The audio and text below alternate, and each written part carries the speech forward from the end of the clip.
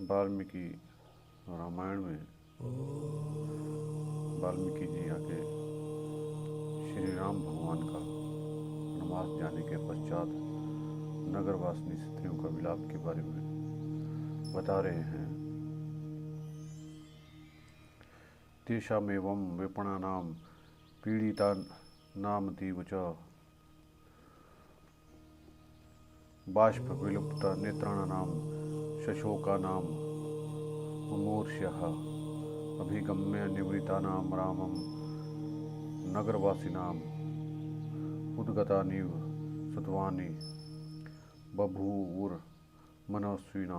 इस प्रकार विषादग्रस्त, अत्यंत पीड़ित, शोकमगन तथा प्राण त्याग देने की इच्छा से युक्त हो नेत्रों से आंसू बहा रहे थे। श्री राम के साथ जाकर भी उन्हें बिना लौट आए थे, इसलिए जिनका चित्त ठिकाने नहीं था, उन नगरवासियों की ऐसी दशा हो रही थी कि मानो प्राण ही निकल गए हों। वे सब के सब अपने घर में आकर पत्नी और पुत्रों से घिरे हुए आंसू बहाने लगे। उनके मुख अश्रुधारा से आच्छादित थे। उनके शरीरों में हर्ष का कोई चिन्ह नहीं दिखाई देता था। उनके मन में भी आनंद का अभाव ही था। वैश्यों ने अपनी दुकानें नहीं खोली। क्रय विक्रय की वस्तुएं बाजारों में फैलाई जाने पर भी उनकी शोभा नहीं हुई। लेने के लिए कोई ग्राहक नहीं आया। उस दिन गृहस्थों के घर में चूल्हे नहीं, रसोई नहीं बनी। खोई हुई वस्तु मिल जाने पर किसी को प्रसन्नता नहीं हुई। विपुल धनराशि प्राप्त हो जाने पर भी किसी ने उसका अभिवादन नहीं किया। जिसने प्रथम बार पुत्र को जन्म दिया था, वह माताएं भी आनंदित नहीं हुई। प्रत्येक घर की स्त्रियां अपने पति को श्री राम के बिना लौट कर देख कर रो पड़ी और दुख से आतुर हो कठोर वचनों द्वारा उन्हें कोसने लगी, मानो महावत अंकुशों से हाथियों को मार रहे हो। वे बोली, जो लोग श्री राम को नहीं देखते, उन्हें घर द्वार, स्त्री पुरुष, धन दौलत और सुख भोगों से क्या प्रयोजन है। संसार में एकमात्र लक्ष्मण ही सत्पुरुष हैं, जो सीता के साथ श्री राम की सेवा के लिए उनके पीछे वन में जा रहे हैं। उन नदियों, कमल मंडित बावड़ियों और सरोवरों ने अवश्य ही बहुत पुण्य किया होगा, जिनके पवित्र जल में स्नान करके श्री रामचंद्र जी आगे जाएंगे। जिनमें रमणीय वृक्षावलियां शोभा पाती हैं, वे सुंदर वन क्षणियाँ, बड़े काछर वाली नदियाँ और शिखरों से संपन्न पर्वत श्री राम की शोभा बढ़ाएंगे। श्री राम जिस वन अथवा पर्वत पर जाएंगे, वहाँ उन्हें अपने प्रिय अतिथि की भांति आया हुआ देख सकेंगे। वे वन और पर्वत उनकी पूजा किए बगैर नहीं रह सकेंगे। विचित्र फूलों से मुकुट पहने और बहुत सी मंजरियां धारण किए भ्रमरों से सुशोभित वृक्ष वन में श्री राम जी को अपनी शोभा दिखाएंगे। वहाँ के पर्वत अपने यहाँ पर हरे हुए श्री राम को अत्यंत आदर के कारण असमय में भी उत्तम उत्तम फूल और फल दिखाएंगे। वे पर्वत बारंबार नाना प्रकार के विचित्र झरने दिखाते हुए श्री राम के लिए निर्मल जल के स्रोत बहाएंगे। पर्वत शिखरों पर लहलाते हुए वृक्ष रघुनाथ का मनोरंजन करेंगे।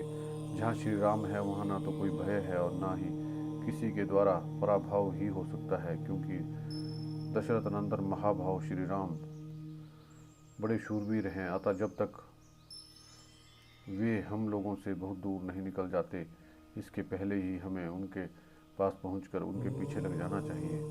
उनके जैसे महात्माओं हम स्वामी के चरणों की छाया ही हमारे लिए परम सुखद है। वे ही हमारे रक्षक और गति और परम आश्रय हैं। हम स्त्रियां सीता जी की सेवा करेंगी और तुम सब श्री रघुनाथ जी की सेवा में लगे रहना। इस प्रकार पूर्ववासियों की स्त्रियां दुख से आतुर वो अपने पतियों से उपयुक्त बातें कहने लगी।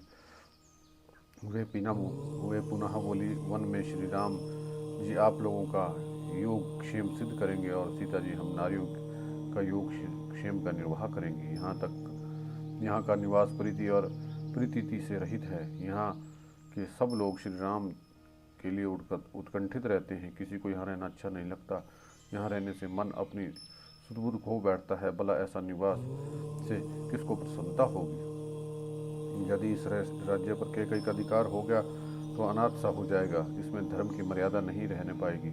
ऐसे राज्य में तो हमें जीवित रहने की आवश्यकता नहीं जान पड़ती, फिर यहाँ धन और पुत्र के लेने से क्या लाभ।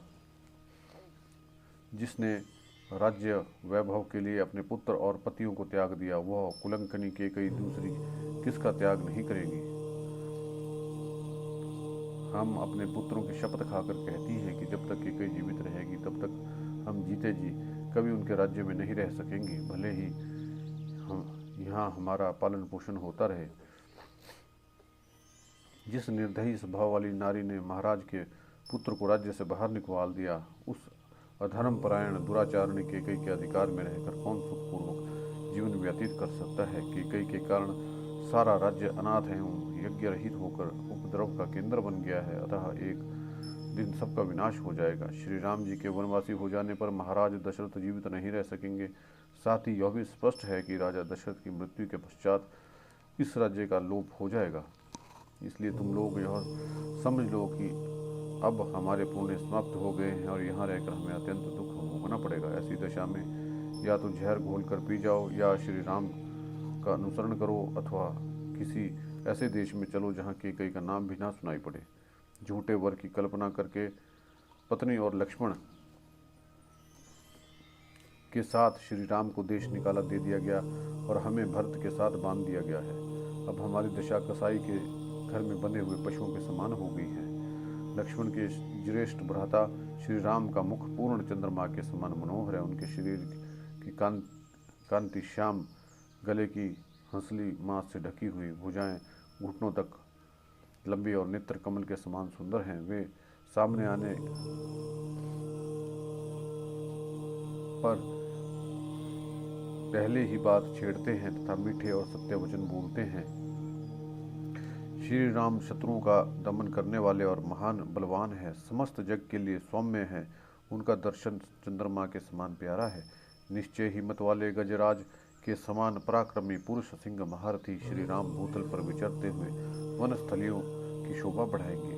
नगर में नगरवासियों की स्त्रियां इस प्रकार विलाप करते हुए दुख से संतप्त हो जोर जोर से रोने लगी, मानो उन पर मृत्यु का भय आ गया हो। अपने अपने घरों में श्री राम के लिए स्त्रियां इस प्रकार दिन भर विलाप करती रहीं। धीरे धीरे सूर्यदेव अस्ताचल को चले और रात हो गई। उस समय किसी के घर में अग्निहोत्र के लिए भी आग नहीं जली, स्वाध्याय और कथा वार्ता भी नहीं हुई। सारी अयोध्या पूरी अंधकार से पुती हुई सी प्रतीत होती थी। मुनियों की दुकानें बंद होने के कारण वहाँ चहल पहल नहीं थी। सारी पूरी हंसी खुशी छिन गई थी। श्री राम रूपी आश्रय से रहित अयोध्या नगरी जिसके तारे छिप गए हैं उस आकाश के समान श्रीहीन जान पड़ती थी। उसी समय नगरवासिनी स्त्रियां श्री राम के लिए इस तरह शोकाकुल हो रही थी मानो उनके सगे बेटे या भाई को देश निकाला दे दिया गया हो। वे अत्यंत दीन भाव से विलाप करके रोने लगी और रोते रोते अचेत हो गई, क्योंकि श्री राम उनके लिए पुत्रों से भी बढ़कर थे। वहाँ गाने बजाने नाचने के उत्सव बंद हो गए। सबका उत्साह जाता रहा। बाजार की दुकानें नहीं खुली। इन सब कारणों के समय अयोध्या नगरी जलहीन समुद्र के समान सुनसान लग रही थी।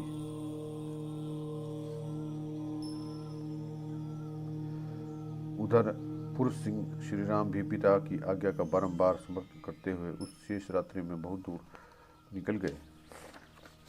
उसी तरह चलते चलते उनकी वह कल्याणमयी रजनी भी व्यतीत हो गई। सवेरा होने पर मंगलमयी संध्योपासना करके वे विभिन्न जनपदों को लांघते हुए चल दिए। जिनकी सीमा के पास भूमि जोत दी गई थी, उन ग्रामों और फूलों से सुशोभित वनों को देखते हुए वे उन उत्तम घोड़ों द्वारा शीघ्रतापूर्वक आगे बढ़ते जा रहे थे। तथापि सुंदर दृश्यों को देखने में तन्मय रहने के कारण उन्हें उस रथ की गति धीमी सी जान पड़ती थी। मार्ग में जो बड़े और छोटे गांव मिलते थे, उनमें निवास करने वाले मनुष्यों की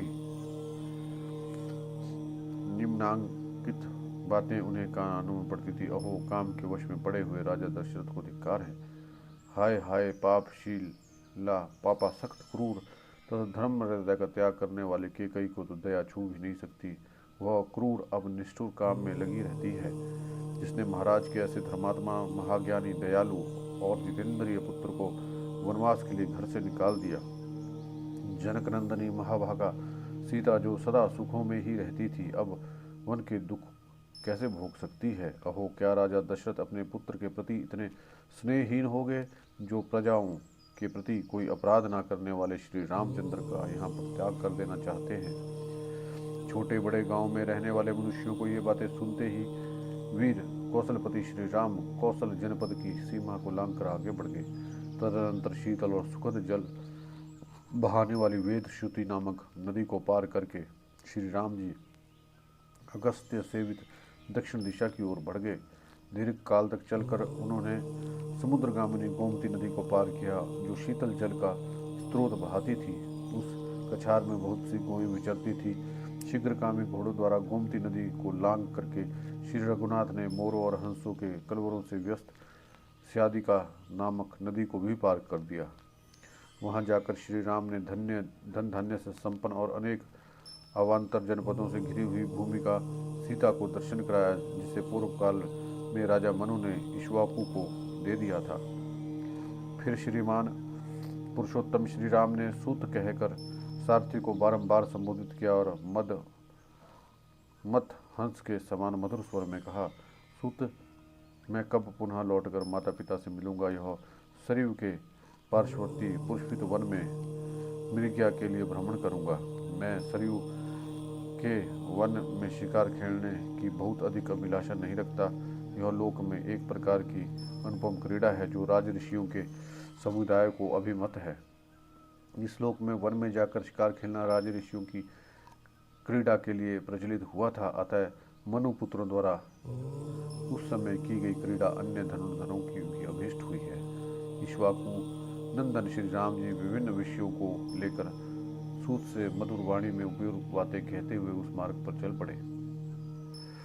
इस प्रकार विशाल और रमणीय कौशल देश की सीमा पार करके लक्ष्मण के बड़े भाई बुद्धिमान श्री रामचंद्र जी ने अयोध्या की ओर अपना मुख किया और हाथ जोड़कर कहा, कुकुष्ठवंशी राजाओं से परिपालित पूरी शिरोमणि अयोध्ये, मैं तुमसे तथा जो जो देवता तुम्हारी रक्षा करते हैं और तुम्हारे भीतर निवास करते हैं, उनसे भी वन में जाने की आज्ञा चाहता हूँ।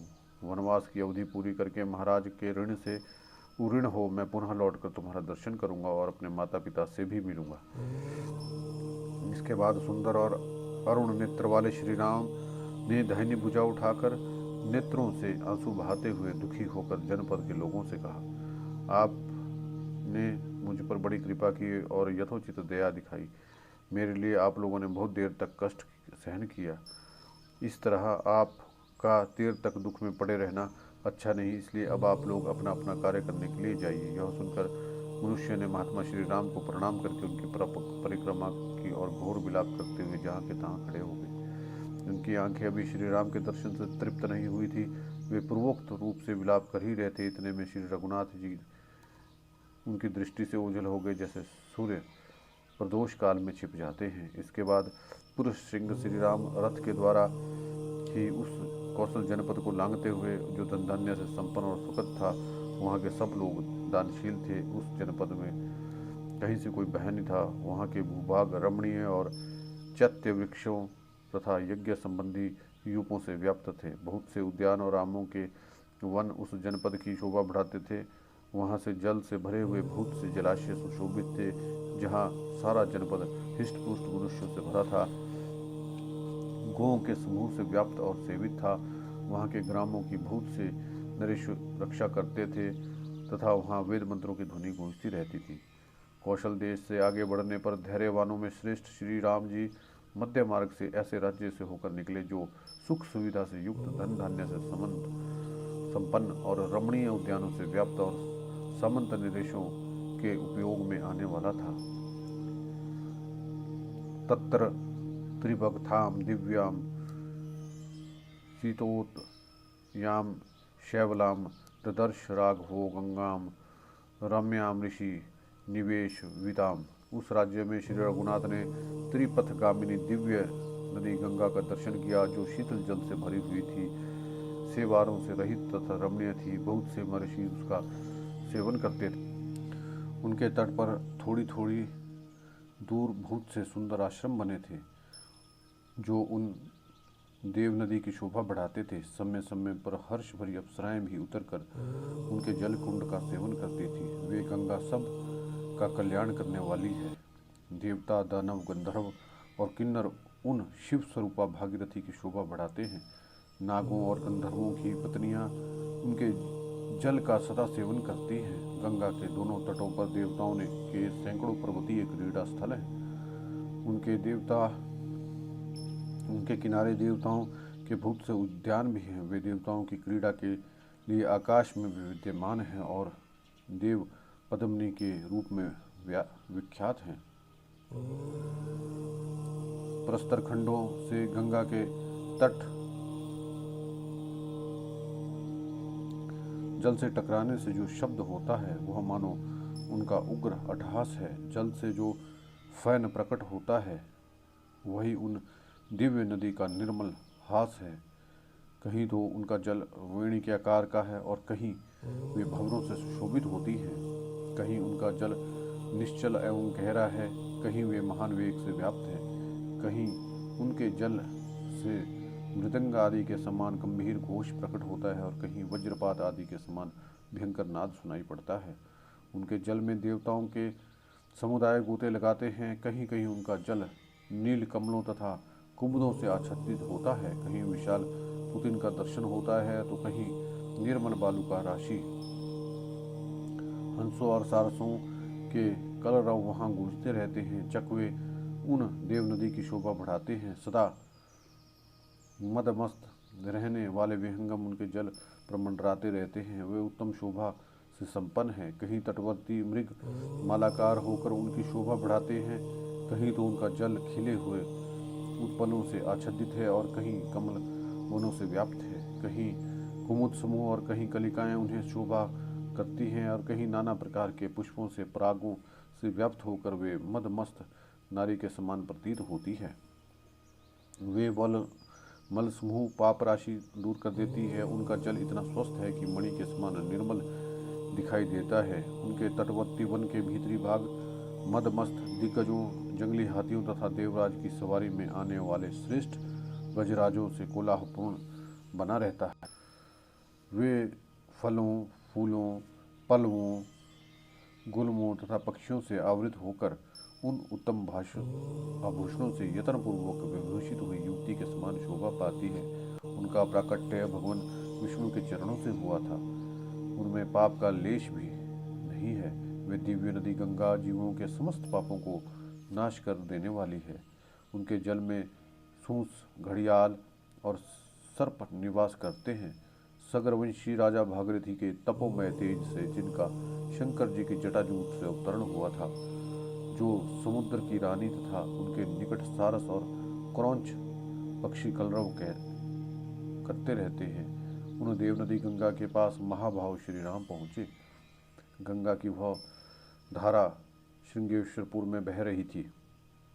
जिनके आवर्त भंवरे लहरों से व्याप्त थे, उन गंगा जी का दर्शन करके महारथी श्री राम ने सारथी सुमंत्र से कहा, सूत आज हम लोग यहीं रहेंगे। सारथी गंगा के समीप ही जो यह बहुत से फूलों और नए नए पल्लवों से सुशोभित महान इंगुदी का वृक्ष है, इसी के नीचे आज हम रात निवास करेंगे, जिनका जल देवताओं, मनुष्य और गंधर्वों, सर्पों, पशुओं और पक्षियों के लिए भी समादरणीय है। उन कल्याण स्वरूपा सरिताओं में श्रेष्ठ गंगा जी का मुझे यहाँ से दर्शन होता रहेगा। तब लक्ष्मण और सुमंत्र भी श्री राम जी से बहुत अच्छा कहकर अश्वों द्वारा उस इंगुदी वृक्ष के समीप गए। उस रमणीय वृक्ष के पास पहुंचकर इक्ष्वाकुनंदन श्री राम और पत्नी सीता और उसके भाई लक्ष्मण के साथ रथ से उतरे। फिर समुद्र ने भी उतरकर उत्तम घोड़ों को खोल दिया और वृक्ष की जड़ पर बैठे हुए श्री राम जी के पास जाकर वे हाथ जोड़कर खड़े हो गए। श्रृंगेश्वरपुर में घुनाम का राजा राज्य करता था। वह श्री रामचंद्र जी का प्राणों के समान प्रिय मित्र था। उसका जन्म निषाद कुल में हुआ था। वह शारीरिक शक्ति और सैनिक शक्ति की दृष्टि से बलवान था और वहाँ के निषादों का सुविख्यात राजा था। जब उसने सुना कि पुरुष सिंह श्री राम मेरे राज्य में पधारे हैं। तब वो बूढ़े मंत्रियों तथा बंधु बांधवों से घिरा हुआ वहाँ आया। निषाद राज के दूर से आया वो देखकर श्री राम जी लक्ष्मण के साथ आगे बढ़कर उससे मिले। श्री राम जी को वलकल आदि धारण किए हुए देख गुह को बड़ा दुख हुआ। उसने श्री राम जी को हृदय से लगाकर कहा, श्री राम, आपके लिए जैसे अयोध्या का राज्य है उसी प्रकार यह राज्य भी है। बताइए मैं आपकी क्या सेवा करूं। महाभाव, आप जैसा दिव्य अतिथि किसको सुलभ होगा।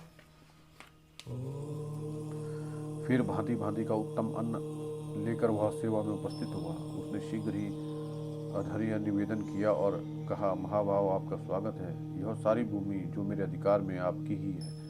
हम आपके सेवक हैं और आप हमारे स्वामी। आज से आप हमारे ही राज्य में भली भांति शासन करेंगे। यह भक्ष्य अन्न आदि, खीर, पान, नकरस, लेह, चटनी आदि आपकी सेवा में उपस्थित है, इसे स्वीकार करें।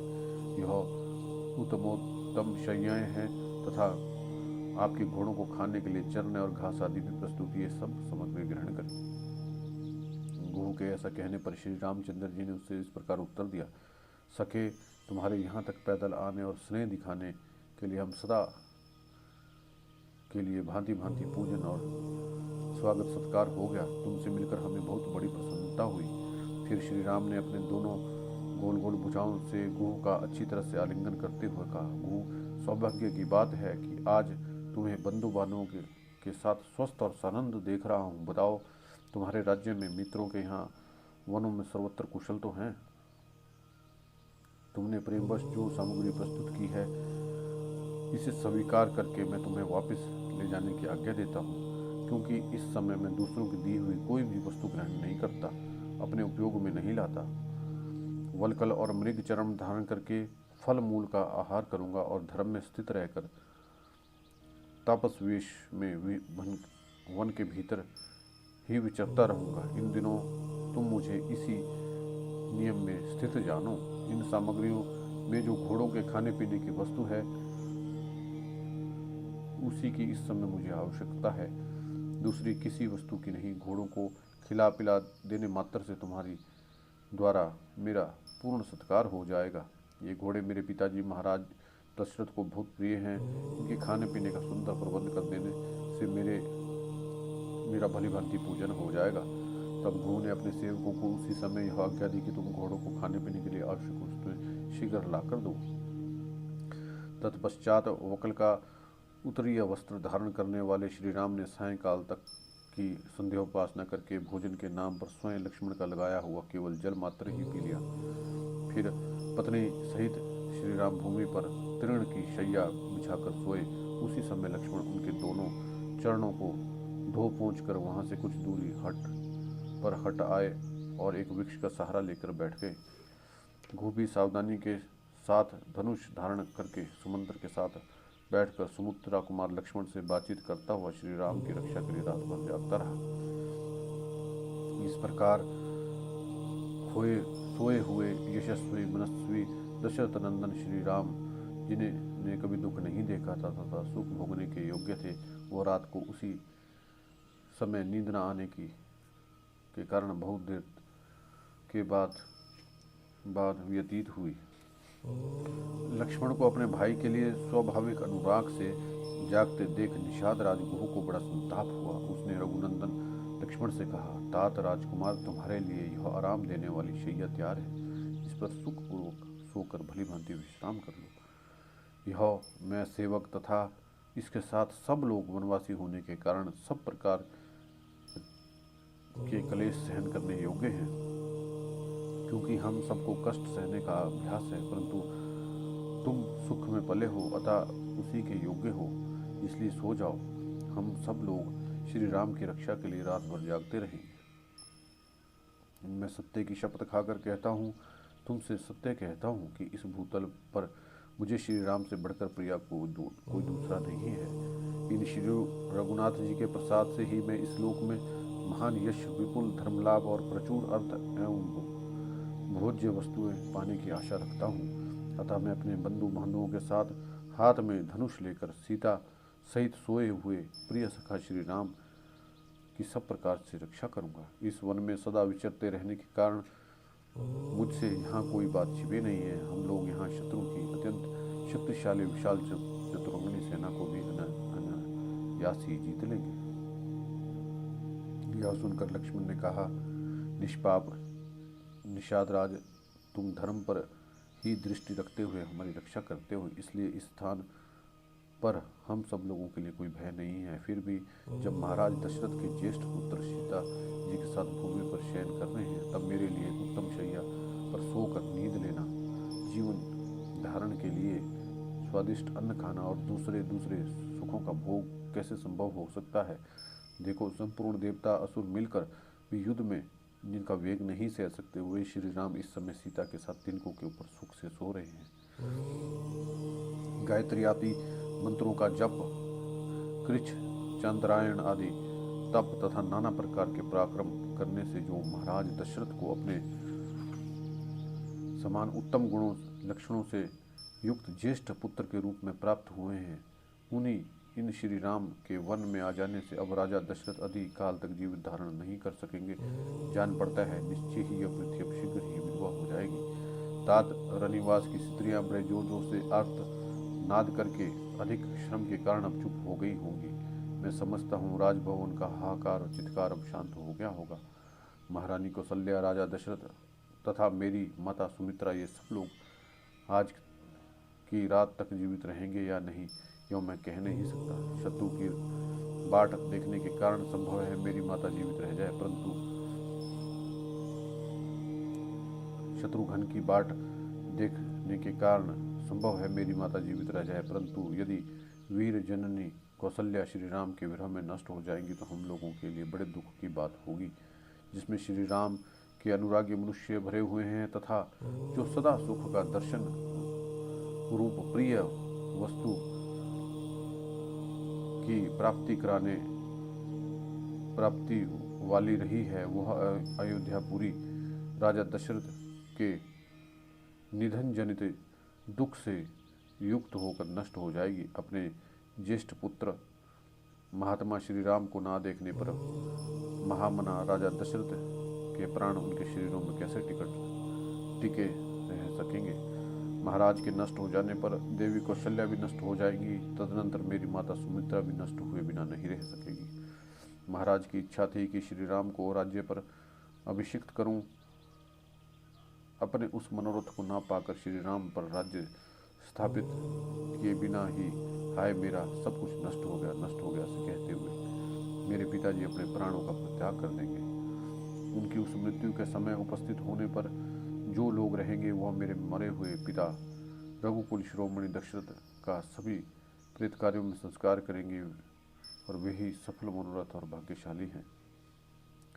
यदि पिताजी जीवित रहे तो रमणीय चबूतरों और चौराहों के सुंदर स्थानों से युक्त पृथक पृथक बने हुए विशाल राजमार्गों से अलंकृत धनिकों की अट्टालिकाओं और देव मंदिरों एवं राजभवनों से संपूर्ण श्रेष्ठ वीरांगनाओं से सुशोभित रथों, घोड़ों और हाथियों के आवागमन से भरी हुई विविध वाद्य की ध्वनियों से निनादित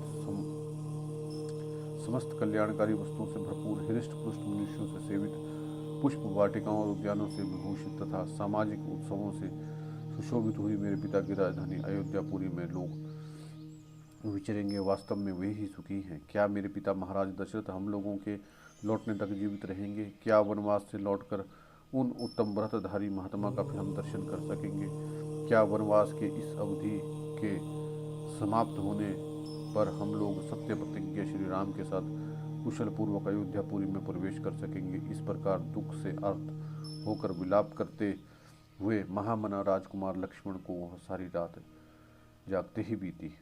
प्रजा के हित में संलग्न रहने वाले राजकुमार लक्ष्मण जब बड़े भाई के प्रति सौहार्दवश उपरयुक्त रूप से यथार्थ बात कर रहे थे, उसी समय उसे सुनकर निषाद राज घोर दुख से पीड़ित हो उठा और व्यथा से व्याकुल हो ज्वर से आतुर हुए हाथी के भांति आंसू बहाने लगा।